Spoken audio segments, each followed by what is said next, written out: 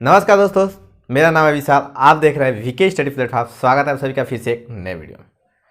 दोस्तों आज से हम मेंस्ट्रुएशन शुरू करने वाले हैं और आज का इंट्रोडक्शन का क्लास है। दोस्तों मैं इसमें आपसे बात करने वाला हूं कि जो मेंस्ट्रुएशन होता है, क्षेत्रमिति होता है, उसके अंतर्गत हम क्या क्या पढ़ते हैं और जो होता है 2 डायमेंशनल, 3 डायमेंशनल, 2D 3D होता है, इसके अंदर हम क्या क्या पढ़ने वाले हैं और इसका कैसे पढ़ते हैं, एक एक पॉइंट आपको मैं क्लियर कराऊंगा। तो वीडियो के अंदर देखते रहिएगा। तो चलिए आइए स्टार्ट करते हैं।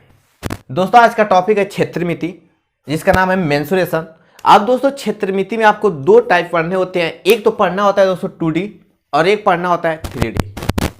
अब ये 2D 3D होता क्या है, इसको जानना बहुत जरूरी है। तो 2D मतलब दोस्तों जिसे 2 तरफ से आप देख सकते हैं, ठीक है। और 3D होता है जैसे 3D इमेज होता है, जिसे आप तीनों तरफ से लेफ्ट राइट और आमने सामने से भी उसे आप क्या देख सकते हैं 3D में।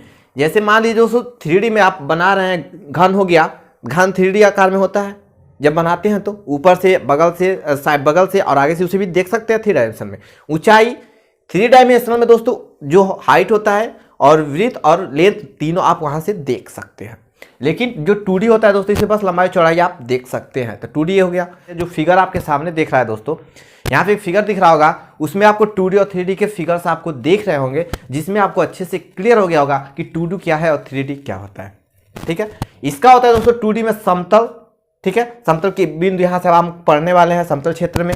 और इसका 3D हम अभी नहीं डिस्कस करेंगे। 2D के अंदर हम देखते हैं क्या क्या पढ़ने वाले हैं, क्योंकि दोस्तों जो क्लास है ये आपका 2D ही है, क्षेत्रमिति 2D है, ठीक है।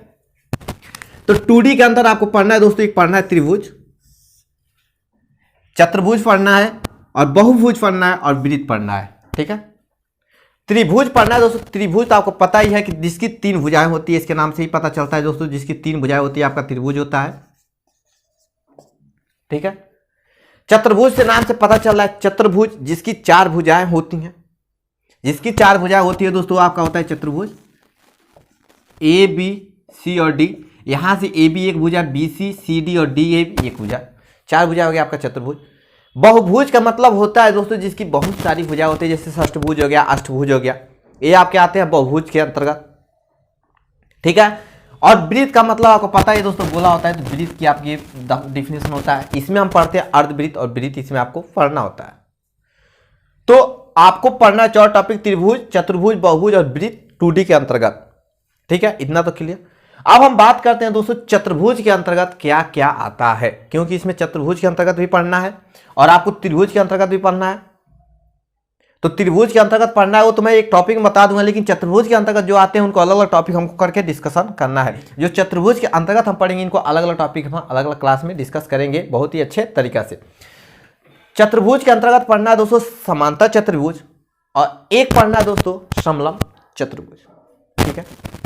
समांतर चतुर्भुज के अंतर्गत 3 आता है दोस्तों, एक आता है आयत, वर्ग और समचतुर्भुज। ये समांतर चतुर्भुज के क्या है दोस्तों पार्ट है, आयत, वर्ग और समचतुर्भुज, ठीक है। अब होता है समांतर चतुर्भुज। समांतर चतुर्भुज क्या होता है दोस्तों, तो समांतर चतुर्भुज कुछ ऐसे आपका चतुर्भुज का फिगर बना होता है। समांतर चतुर्भुज में जो आमने सामने की भुजाएं होती है दोस्तों, वो आपकी क्या होती है, बराबर होती हैं। और इन भुजाओं का जो लेंथ होता है दोस्तों, जो लंबाई होती है वो आपस में क्या होती है, इक्वल भी होती है। ये भुजाएं तो आपकी बराबर होंगी ही और ये आमने सामने भुजाएं तो बराबर होती हैं, लेकिन इसका जो लेंथ है दोस्तों, ये जो लंबाई है, ये भी आपका इक्वल होता है। ये आपका समांतर चतुर्भुज के अंतर्गत आते हैं। यहां तक तो क्लियर। समांतर चतुर्भुज में आयत है दोस्तों। आयत आपको पता ही है कि आयत की जो है आमने सामने की भुजाएं बराबर होती हैं और इनके बीच का जो एंगल बनता है दोस्तों 90 डिग्री का बनता है। समांतर चतुर्भुज में ये आमने सामने की भुजाएं क्या होती है दोस्तों, ये बराबर होती हैं और इनके जो बीच का एंगल है दोस्तों वो 90 डिग्री का बनता है, तो आपको पता ही है। देखिएगा समांतर चतुर्भुज और आयत के अंतर्गत क्या आता है, तो आयत में देखिएगा, सॉरी दोस्तों, समांतर चतुर्भुज में देखिएगा अगर यहां से हम मिलाते हैं तो एक त्रिभुज भी बन जाता है। तो इसका अगर क्षेत्रफल निकालना हो दोस्तों, मिला के रेखा गिरा के उसके बाद हम क्या करते हैं, त्रिभुज का और चतुर्भुज का क्षेत्रफल निकाल लेते हैं। लेकिन अगर आयत की बात हम करते हैं तो इसमें दोस्तों आमने सामने की बस भुजाएं बराबर होती हैं और इनमें एक खास बात यह है कि जो इनके बीच का एंगल होता है वो 90 डिग्री का होता है और समांतर चतुर्भुज जो एंगल होता है उनका 90 डिग्री का नहीं होता है, आपको ध्यान रखना। क्लियर। और वर्ग आपको पता ही है दोस्तों कि वर्ग क्या होता है, तो वर्ग होता है दोस्तों कि जिनकी चारों भुजाएं क्या हो दोस्तों, सेम हो। ए बी सी और डी, मान लीजिए ए भुजा ए है, ए है, ए है और ए है, तो चारों भुजाएं क्या होती है दोस्तों, इक्वल होती हैं इसमें, ठीक है। इनके बीच में जो एंगल बनता है 90 डिग्री का आपका बनता है। ये आपका वर्ग पता चल गया। अब आइए दोस्तों देखिएगा समचतुर्भुज की हम बात करते हैं दोस्तों। तो समचतुर्भुज से आपको पता चल रहा है कि समचतुर्भुज जिनकी सब भुजाएं क्या हो दोस्तों, बराबर हो। लेकिन एक बात रखिएगा कि समांतर चतुर्भुज और समचतुर्भुज में थोड़ा सा अंतर होता है। इसमें आमने सामने की भुजाएं बराबर होती है, ये आपको पता है। लेकिन समचतुर्भुज दोस्तों चारों भुजाएं, ये समचतुर्भुज एक प्रकार का समांतर चतुर्भुज ही है, लेकिन इनमें जो चारों भुजाएं आपका दिया होता है दोस्तों, वो आपके आपस में इक्वल होते हैं और इनकी विकर्ण का जो एंगल बनता है वो 90 डिग्री बनता है। देखिएगा ये आपका समचतुर्भुज हो गया,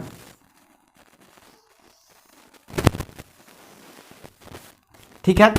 इसमें बात ये होती है दोस्तों कि इनकी चारों भुजाएं जो होती है ना वो बराबर होती है, और इसमें खास बात ये होता है कि जो एंगल इनके बीच का बनता है जो विकर्ण है, ठीक है। ये आपका विकर्ण है, इनके बीच का जो एंगल बनता है 90 डिग्री का आपका बनता है, ठीक है। तो समचतुर्भुज में क्या होती है, एक प्रकार के समांतर चतुर्भुज है, इनकी चारों भुजाएं समान होती है, लेकिन इनके बीच का जो एंगल बनता है दोस्तों वो आपका होता है क्या, एक प्रकार का जो इनके बीच का एंगल बनता है वो 90 डिग्री का होता है। तो ये आपका होता है समचतुर्भुज, इतना पता चल गया। अब आते हैं समलंब चतुर्भुज। समलंब चतुर्भुज थोड़ा अलग है, देखिएगा इसमें क्या होता है। तो समलंब चतुर्भुज में दोस्तों होता है कि इनमें जो कोई भी दो भुजाएं, आमने सामने की कोई भी दो भुजाएं समांतर होती है, ठीक है।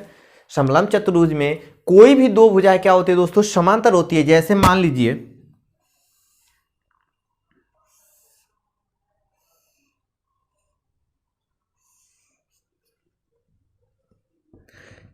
दोस्तों ये फिगर आपका बन गया, ए मान लीजिए ए है, ए बी, ए सी और ए डी मान लीजिए, और यहाँ पे मान लीजिए ए डैश मान लीजिए और इसे बी डैश मान लीजिए, ठीक है। इसमें आप देख रहे हैं कि हम बात कर रहे हैं समलंब चतुर्भुज की। तो समलंब चतुर्भुज में दोस्तों होता है कि कोई भी दो भुजाएं आपकी क्या होती है दोस्तों, आपस में समांतर होती हैं। इसका मतलब देखिएगा दोस्तों कि सी और डी और ए और बी ये आपस में क्या है दोस्तों, समांतर है ना, समांतर एक साथ चल रही हैं, एक सीधा में जा रही हैं, ठीक है। इनके समांतर का मतलब क्या होता है दोस्तों कि इनके बीच का डिस्टेंस जो होता है दोस्तों, अंतिम छोर या पहले छोर, टॉप पे या बटन पे, कहीं भी इनके बीच का जो डिफरेंस होता है वो सेम होता है, डिफरेंस कभी कम नहीं होता, वो आपका समांतर होता है, ये तो आपको पता ही है। तो समलंब चतुर्भुज में दोनों भुजाएं के बीच, इसमें कोई दो भुजा आपस में समांतर होती हैं और कोई दो भुजा डिफरेंस होता है। जैसे देखिएगा AD और BC की हम बात करें तो ये आपस में समांतर नहीं है, लेकिन दोस्तों अगर AB और CD की हम बात करते हैं तो देखेंगे कि ये भुजा जो है दोस्तों ये आपस में क्या है, समांतर है। यहां तक तो क्लियर हो गया। तो आई होप दोस्तों यहां तक आपको अच्छे से क्लियर हो गया। इंट्रोडक्शन का क्लास था, कौन सा क्या है, कैसे हमको पढ़ना है, क्या क्या पढ़ना है। अब मैं दोस्तों एक एक टॉपिक आपको यहां से उठाऊंगा और एक एक टॉपिक सब मैं आपको क्लियर कराऊंगा और ट्रिक भी बताऊंगा कि इनका जो फार्मूला है उसको कैसे लर्न करना है। तो आई होप कि दोस्तों क्लास आपको अच्छे से समझ में आएगा। दोस्तों अगर वीडियो पसंद आए तो लाइक कर दीजिएगा, चैनल पर वीडियो पहली बार देख रहे हो सब्सक्राइब करके बेल प्रेस करके नोटिफिकेशन को ऑन कर लीजिएगा ताकि नोटिफिकेशन आपको मिले, कोई प्रॉब्लम ना हो। तब के लिए जय हिंद दोस्तों, वंदे मातरम। मिलते हैं नेक्स्ट वीडियो में। जय हिंद, जय Bharat, bye bye, take care.